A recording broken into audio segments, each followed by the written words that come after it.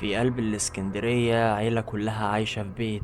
لعبة صغيرة بدأت تتحرك لوحدها، بس اللي حصل بعدها عمره ما حصل لأي حد قبل كده.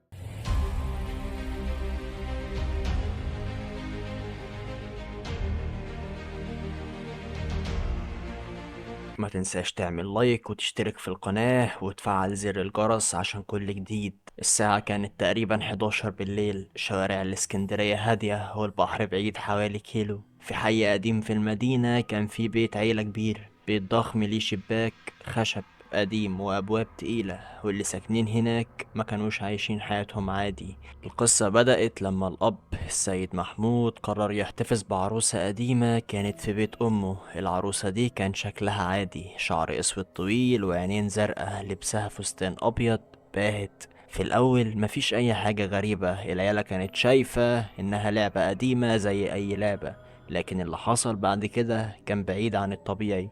أول حاجة لاحظوها كانت العروسة بتغير مكانها لوحدها، أحيانا تلاقيها في أوضة نوم الأطفال وأحيانا في الصالون، والأغرب مفيش حد دخل الأوضة. أول ليلة حسوا فيها بالغرابة كانت لما البنات كانوا نايمين، صوت خطوات خفيفة في الصالون، حد بيتمشى ومفيش أي حد هناك. الأب فكر في الأول إن ده مجرد خيال أو حد من الأطفال بيتحرك، بس لما بص العروسة مش في مكانها اللي كانت فيه. ده كان أول مؤشر إن في حاجة غلط. الأم بدأت تحس بالبرد فجأة في الأوضة رغم إن الشباك كان مقفول، وسمعت صوت خفيف، صوت زي همس بيقول ليه جيتوا هنا. بعد كده العيلة بدأت تلاحظ حاجات أغرب وأغرب، أصوات بكاء أطفال في نص الليل ومفيش أي حد صاحي، فوانيس في البيت بتطفي لوحدها وترجع تنور، الستارة في الصالون بتتحرك رغم إن مفيش أي هوا، ولعبة دمية صغيرة كانت بتتحرك من مكان لمكان ومن غير أي سبب. أول مرة الأب حاول يتأكد دخل الصالون في النهار، لقى العروسة قاعدة على الكنبة، لكن الغريب عينيها كانت مفتوحة بطريقة كأنها بتبصله. الأب اتحرك بخوف وقال لنفسه ده مستحيل، أكيد في حاجة غلط، دي مش لعبة. وفي يوم الأطفال صحيوا الصبح وقالوا لأبوهم العروسة دي أنا حسيتها بتتكلم معايا، قالت لي تعالى العب. الأب والأم اتبادلوا النظرات، عارفين إنهم في مشكلة كبيرة، وبدأوا يفكروا إنهم يدخلوا شيخ.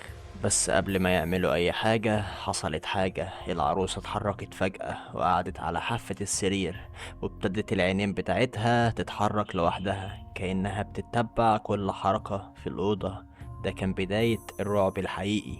بعد الأحداث الغريبة اللي حصلت العيلة قررت تراقب البيت طول الوقت، الأب محمود والأم فاطمة والأطفال كلهم كانوا حاسين بحاجة غلط. في ليلة جديدة الساعة كانت حوالي 12 بالليل، فجأة الطفل الصغير علي صحي من النوم بيعيط، قال للأم العروسة واقفة عند بابي بتبصلي. الأم جريت بسرعة لقت العروسة موجودة ومكانها مختلف عن آخر مرة شافوها فيها. الأب حاول يمسكها بس الإيد زي ما تكون خفيفة، العروسة بتتحرك لوحدها ومفيش وزن، كأن حد ماسكها من غير ما حد يشوفه. اللي حصل بعد كده كان أشد من أي حاجة، أصوات خطوات صغيرة كل شوية في الصالون رغم إن البيت كله نايم، الستارة بتتحرك لوحدها وضوء الشموع بيطفي ويشتغل من غير أي سبب.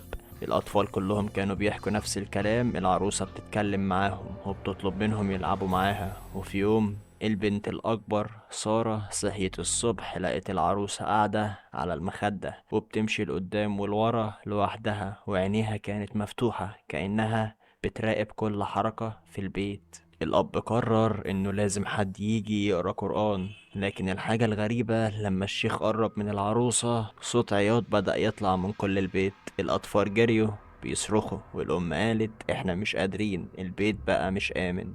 الشيخ حاول يقرأ لكن العروسة وقفت في نص الأوضة، عينيها بتتلون من الأزرق للعتمة وكأن روح غريبة مسكونة فيها. اللي حصل بعد كده حاجة محدش يقدر يفسرها. الأب والأم سمعوا صوت همس بيقرب من ودنهم، مش هتقدروا تسيبوني أنا هنا طول الوقت. بعدها بيومين أصوات ضحك غريبة في الليل وأبواب البيت بتتقفل وتتفتح لوحدها، البيت كله بقى فيه شعور تقيل كأن حد ماسك على صدرك وانت ماشي. الأطفال مرضيوش يناموا في الغرف لوحدهم، حتى في النهار العروسة بتتحرك وبتظهر في أماكن مش متوقعة، مرات في المطبخ ومرة في الصالون ومرة في غرفة النوم. الأب والأم في يوم قرروا إنهم يهربوا، لكن قبل ما يسيبوا البيت حصل حاجة مرعبة. العروسة كانت واقفة على الباب الرئيسي ومفيش أي حد حواليها، العينين بتاعتها كانت بتلمع وابتدت تتحرك كأنها بتقول لهم مش هتسيبوني، البيت ده ليا. الأب جري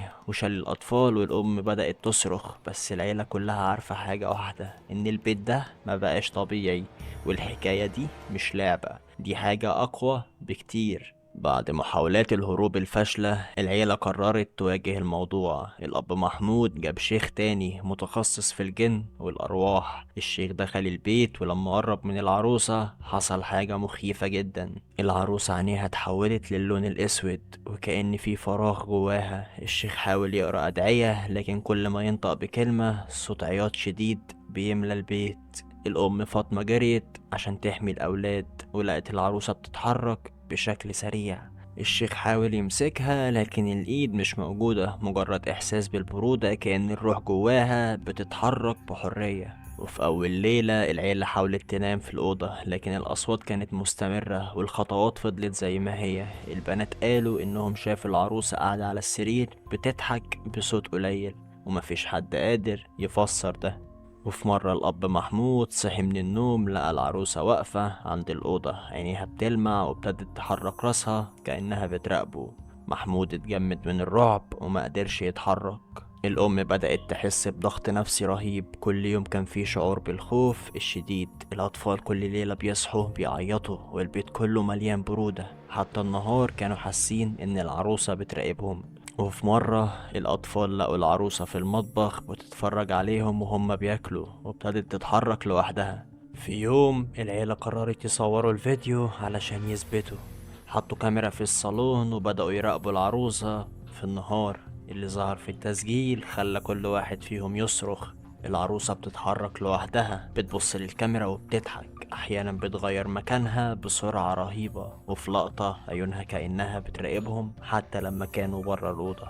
بعد كل الأحداث اللي حصلت الأب قرر ياخد خطوة كبيرة. جاب شيخ تالت معروف إنه بيعرف يتعامل مع الأرواح الشريرة. الشيخ دخل البيت وبدأ يقرأ أدعية قوية، بس العروسة بدأت تتحرك بسرعة غريبة. الصوت اللي كان في البيت زاد، صرخات وعياط، صوت زي الريح بيلف في كل مكان. الأطفال استخبوا تحت البطانية والأم كانت ماسكة ايديهم وبتحاول تهديهم. الشيخ قال دي مش دمية، دي مسكونة بروح قوية ومش هتمشي بسهولة. في نص الليل حصل موقف غريب، العروسة فجأة طارت من مكانها ومشيتها عدت البيت كله وكأنها بتقيس كل زاوية. الشيخ بدأ يحط أشياء مقدسة حوالينها، قرآن ومية مقروء عليها. العروسة حاولت تتحرك ناحية الأطفال لكن الشيخ صرخ. بعد شوية العروسة رجعت لنفس مكانها على الكنبة وعيونها لسه بتلمع باللون الأسود. الجيران بدأوا يسمعوا الأصوات، خطوات وضحك وصراخ وأحيانا عياط. واحد من الجيران حاول يتأكد بنفسه، دخل العمارة وحس برعشة في جسمه، خرج بسرعة وقال في حاجة في البيت ده، حاجة مش طبيعية. الأب قرر بعد أسبوعين إنه لازم يسيب البيت، شال الأطفال والأم وخرجوا. لكن قبل ما يقفلوا الباب العروسة كانت واقفة قدام الباب، عينيها بتلمع وكأنها بتودعهم بطريقة شريرة. البيت من جوه أصبح هادي ومفيش حركة، كأن العروسة استسلمت، لكن حد فيهم كان عارف إنها لسه موجودة. كل اللي بيخش البيت بيحس بنفس الرعب. العيلة سابت البيت وبيت العروسة بقى مهجور. الأطفال لما كبروا بقوا يحكوا القصة، بيتصدموا من ذكريات الرعب. الجيران كل فترة بيحكوا عن أصوات غريبة، وأحيانا ضحك وأحيانا صوت خطوات، والبيت لسه واقف في الإسكندرية ومحدش قادر يقرب منه. اللي حصل في البيت ده مش خيال ومش أسطورة، كل حاجة موثقة من شهود حقيقيين. ولو انت وصلت لحد هنا يبقى انت كملت معايا الفيديو للآخر. ما تنساش تعمل لايك وتشترك في القناة وتفعل زر الجرس علشان كل جديد. اشوفك ان شاء الله على خير، وسلام.